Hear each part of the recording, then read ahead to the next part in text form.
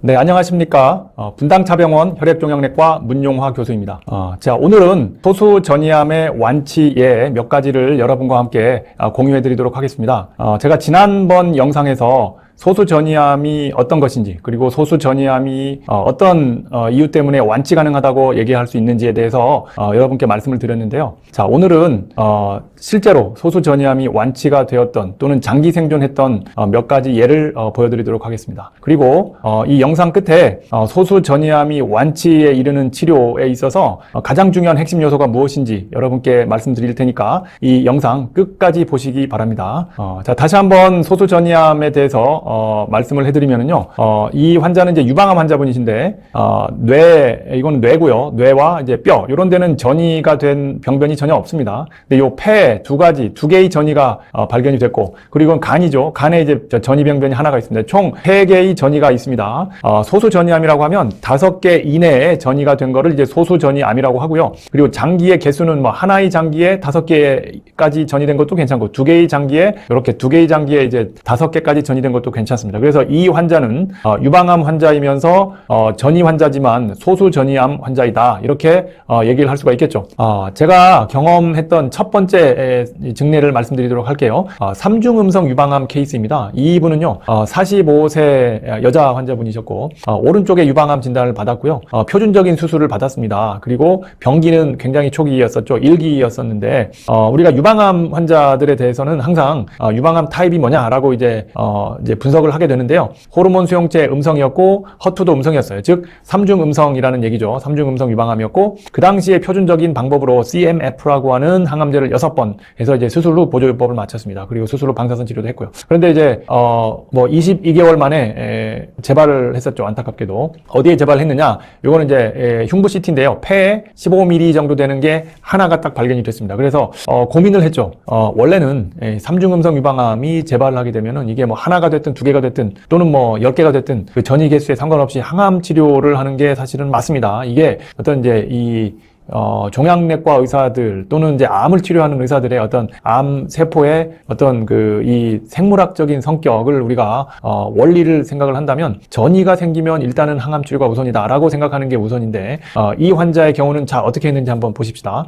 이 이제 전이된 병변을 조직 검사를 해서 이게 전이암이 맞다라는 걸 컨펌을 했고요. 그리고 이게 과연 예전에 있었던 3중 음성 유방암이 재발한 거냐, 아니면 유방암의 타입이 바뀐 거냐를 보기 위해서 다시 이제 호르몬 수용체 ERPR, 그 다음에 이제 허투 검사를 했더니 이제 마찬가지로 3중 음성 유방암이었습니다. 자, 그래서 이 환자는요, 자, 첫 번째 뭘 했을까요? 폐 전이에 대한 수술을 시행했습니다. 이제 하나밖에 없었기 때문에 일단 수술을 처음에 생각을 했었고요. 자, 두 번째는 수술을 했으면은 이제 끝난 게 아니고요. 아까 MD 앤더슨 암센터 결과도 봤죠. 수술로 끝내면 안 된다. 뭔가 이제 보조적인 치료를 해야 되는데, 이 환자의 경우는 아까 CMF라고 하는 이제 이 2차 수술을 하고 나서의 보조 항암요법을 썼기 때문에 아드리아마이신이 포함된 AC요법, 그 다음에 파클리탁셀 항암제를 쓰지 않은 케이스였습니다. 자, 여러분 이제 이 유방암 환자들은 굉장히 많이 들어보셨을 텐데요. 아드리아마이신이나 이 파클리탁셀은 유방암 치료에 있어서 가장 중요한 2가지 항암제라고 할 수 있습니다. 그래서 대부분의 환자분들이 이제 다 한 번씩 맞아야 되는 항암제인데요. 이 환자는 이 2가지 약제를 기존에 쓰지 않았기 때문에 보조요법으로 이 AC요법, 그 다음에 파클리탁셀 요법을 시행했습니다. 그러면 자, 이 환자는 맨 처음에 유방암 진단을 받을 때 수술하고 나서 이런 보조요법 을 하는 것처럼 이렇게 했는데 요걸로 끝내도 될까요? 저도 사실은 그때 굉장히 고민을 했습니다만, 사실은 그 이후에 어떤 걸 해야 된다라고 어떤 표준적인 가이드라인이 제시되어 있지 않습니다. 하지만 좀 불안하죠. 이 환자는 지금 원발성 암, 유방암만 있는 경우가 아니고 유방암이 폐 전이가 된 거기 때문에 이걸 그냥 여기서 치료를 중단하면 조금 불안한 감이 있다라고 분명히 생각을 하게 됐었고, 그렇다고 3중 음성 유방암이면 뭔가 호르몬 치료가 가능하지도 않고요. 참 어려웠습니다. 그래서 이때 제가 생각해낸 방법이 사이클로포스파마이드라고 하는 이제 경구 항암제가 있습니다. 자, 요 사이클로포스파마이드는요, 여기에서 AC 요법이라는 아까 보조 항암에서 C에 해당되는 것입니다. 사실은 사이클로포스파마이드. 이게 이제 주사요법이고 경구약이 있는데요.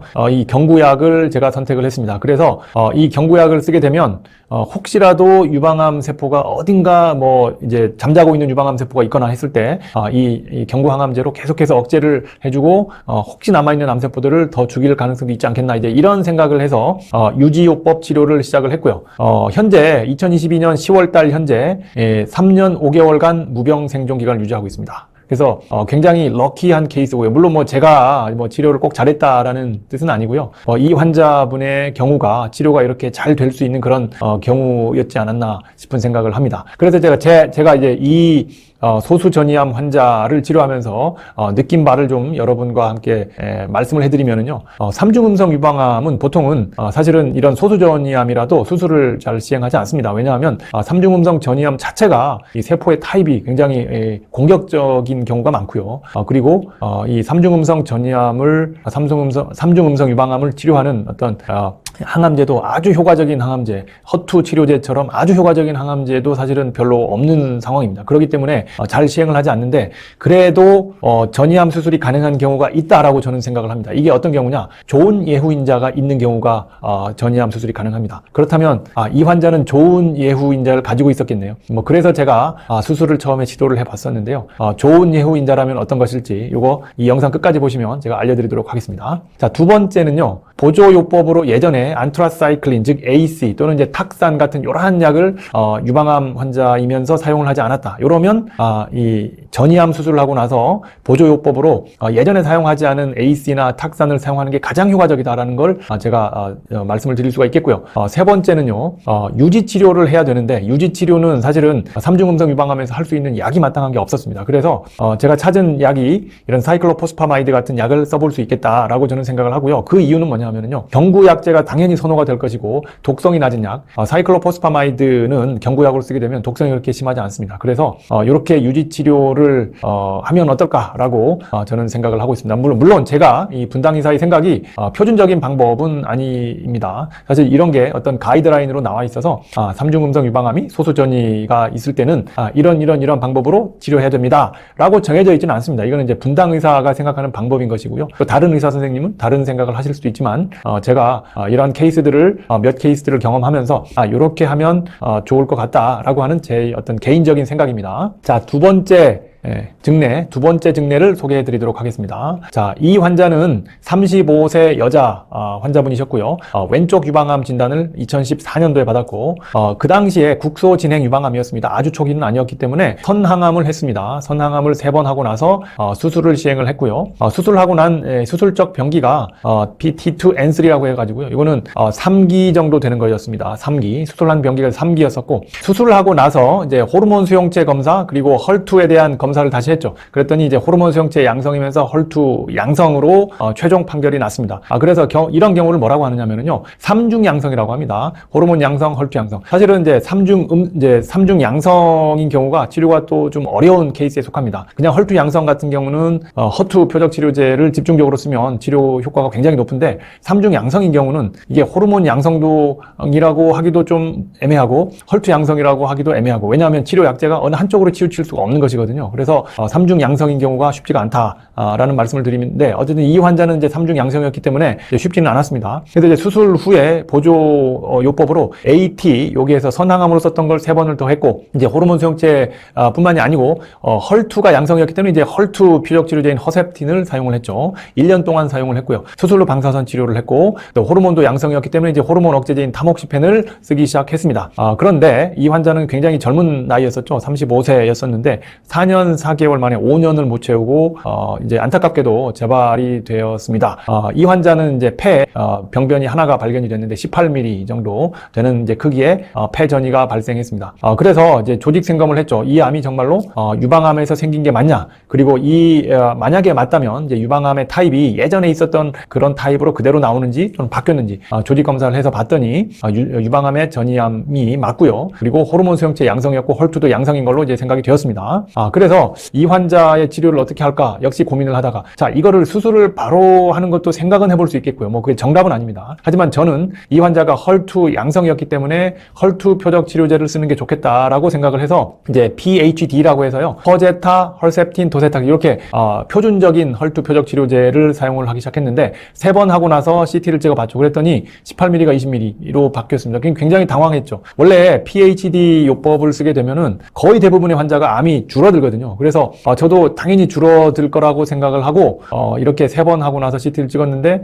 조금 커지는 바람에 굉장히 당황했고 환자분도 굉장히 많이 힘들어 하셨습니다. 그래도 여기서 뭔가 치료를 바꾸거나 이거를 포기하기는 조금 뭐랄까요? 아직은 이 평가가 충분치 않다라고 저는 판단을 해서 3번을 더 하자라고 설득을 해서 이제 항암제를 3번을 더 했죠. 그래서 6차까지 했습니다. 그리고 나서 CT를 찍어봤더니 16mm로 다소 줄어들기는 했지만 드라마틱하게 줄어들지는 않았습니다. 그래서 6번까지 왔는데 그 다음에 이제 어떻게 할까가 문제죠. 이 항암을 계속 쓸 거냐 아니면 또 다른 이 스트래터지로 갈 거냐라는 것인데 이 환자는 어떻게 했느냐면요. 제가 수술을 하자고 했습니다. 수술을 하자고 해서 선항암 6번 하고 나서 안정 상태를 이룬 상태에서 폐전이 수술을 했습니다. 수술을 하고 나서 그 다음에 어떻게 했습니까? 폐전이 수술을 했는데 당연히 이 폐전이가 암세포가 살아있는 암세포들이 남아 있었죠.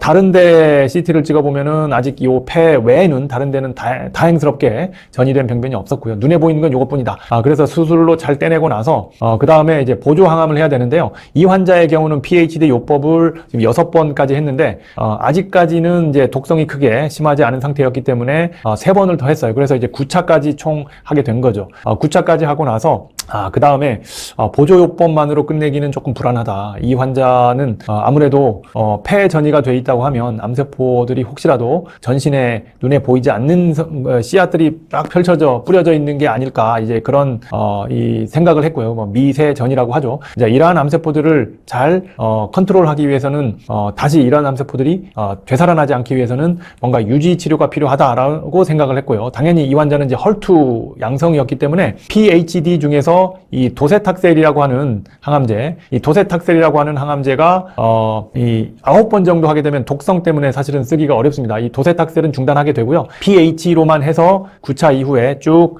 유지 치료를 하게 됐고요. 이 환자는 아까 말씀드렸지만 3중 양성이라고 했죠. 그러면 허투만 치료해서는 안 되겠다.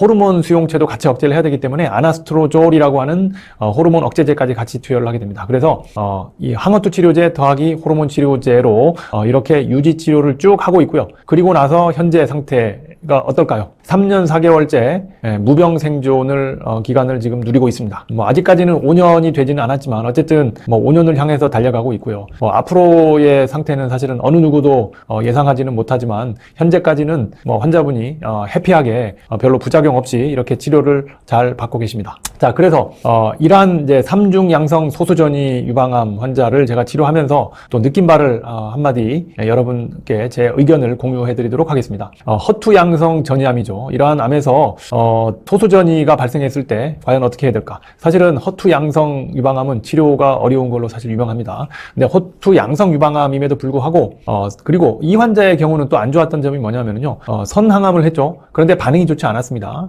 그런데 비교적 이 환자는 그거 말고는 좋은 예후인자를 가지고 있었어요. 근데 이런 경우에 수술을 고려할 수 있겠다라는 게 이제 저의 개인적인 생각입니다. 이게 어떤 얘기냐면요. 선항암을 했는데 암이 많이 줄어들지 않았죠. 약간 2mm 정도 줄어들긴 했지만 아직 큰 암덩어리가 남아있는 상태였습니다. 이제 이러한 경우를 우리가 내성 암세포를 수술적으로 제거하는 어떤 근거가 될 수 있다라고 우리가 말씀을 드릴 수 있는데요. 항암제를 써서 많이 줄어들지 않은 남아있는 암세포는 이건 항암제로만 다 해결할 수 없겠다라고 생각을 한 것이고 그러면 이걸 수술적으로 제거해버리자라고 생각을 해서 이제 수술을 시행하는 어떤 근거가 되는 것입니다. 그래서 이런 경우에는 수술도 고려해 볼 수 있다라고 하는 게 이제 저의 생각인 것이고요. 대신에 모든 환자를 다 그렇게 할 수 있는 건 아니고요. 좋은 예후인자가 있어야 됩니다. 이 환자는 뭔가 좋은 예후인자가 있었습니다. 자, 이 영상 끝에 제가 좋은 예후인자가 뭔지를 알려드리도록 하겠습니다. 자, 3중 양성 유방암의 유지 치료는요. 요거는 사실은 어느 정도 표준화되어 있다라고 저는 생각을 합니다. 항허투 치료제 플러스 호르몬 억제제를 쓸 수 있겠습니다. 그래서 3중 양성 유방암이라도 소수 전이암으로 수술을 받은 경우에 이렇게 항허투 치료제, 그 다음에 호르몬 치료제를 같이 쓰게 되면 잘 문제없이 유지되는 경우도 충분히 있을 수 있겠다. 라고 제가 이 케이스를 보면서 말씀을 드리고 싶습니다. 자, 그래서 오늘의 요약, 소수 전이암의 치료는요, 좋은 예후인자를 가지고 있다면 반드시 완치적 치료를 시도해야 됩니다. 좋은 예후인자란 무엇인가? 아까 제가 한 2번 정도 말씀을 드렸죠. 첫 번째, 전이암의 수가 적을수록 좋습니다. 전이암이 아까 5개까지 소수 전이암이라고 말씀을 드렸는데요. 5개가 아니고 전이암이 하나일수록 예후는 더 좋을 가능성이 있겠죠. 뭐 2개, 또 5개보다는 더 좋겠죠. 2개. 이렇게 소수 전이암이라도 전이암의 숫자가 적을수록 좋다. 그리고 암 크기가 작을수록 좋습니다. 뭐 암 크기가 5cm, 뭐 이렇게 5cm 정도 되면 사실은 잘라내기도 쉽지 않겠죠. 작을수록 좋다. 그리고 재발 시까지의 기간이 길수록, 아까 첫 번째 케이스는요, 한 2년 몇 개월 만에 재발한 케이스고, 두 번째 케이스는 4년 몇 개월 만에 재발한 케이스입니다. 사실은 이 기간에 대한 어떤 절대적인 기준이 있는 건 아닙니다만, 보통은 뭐 1년, 한 2년 이상 지나가면서 2년 가까운 기간 이후에 재발한다라고 하면 비교적 예후가 좋을 수 있겠다라고 생각을 할 수가 있겠고, 그 기간이 길수록 뭐 5년에 가까운 기간이 지나서 재발한다라고 하면 더 예후가 좋을 가능성이 있겠죠. 그래서 그러한 경우는 완치적인 치료로 우리가 접근을 반드시 해야 됩니다. 아무리 전이암이라도 이걸 우리가 약물로서만 치료할 게 아니고요. 이 환자는 수술을 하면 완치까지도 생각을 할 수 있겠다라고 하는 이러한 이 방법으로 치료로 들어가야 된다라는 말씀을 드리고자 합니다. 자, 그래서 이 완치적인 치료법은 과연 뭐냐? 국소 치료가 반드시 들어가야 되고요. 국소 치료가 들어가야 되고, 그 다음에 이제 전신 치료가 반드시 있어야 됩니다. 그러니까 국소 치료는 결국은 수술 또는 방사선 치료를 얘기하는 것이고, 전신 치료는 아까 같은 이제 항암 치료나 뭐 표적 치료, 호르몬 치료 같은 걸 얘기하는 것입니다. 그리고 전신 치료로 끝나는 게 아니고 보조 치료, 전신 치료 후에도 유지 치료가 큰 도움이 됩니다. 호르몬 양성 유방암인 경우는 호르몬 억제제, 그다음에 허투 양성 유방암인 경우는 항허투 치료제. 그리고 유지 치료는 오랜 기간 하셔야 되기 때문에 먹는 약이 좋고요. 그리고 독성이 작은 약이 좋겠죠, 당연히. 독성이 있는 약은 오랫동안 유지를 할 수가 없습니다. 그래서 먹는 약으로 오랫동안 할 수 있으면 좋겠다. 독성이 적은 약으로 오랫동안 유지 치료를 하면 좋겠다라는 말씀을 드리고자 합니다. 자, 오늘 이 시간에는 여러분과 함께 소수 전이암이 완치가 가능할 수 있겠다라는 말씀을 드렸고, 실제로 제가 치료했었던 케이스를 공유를 해드렸습니다.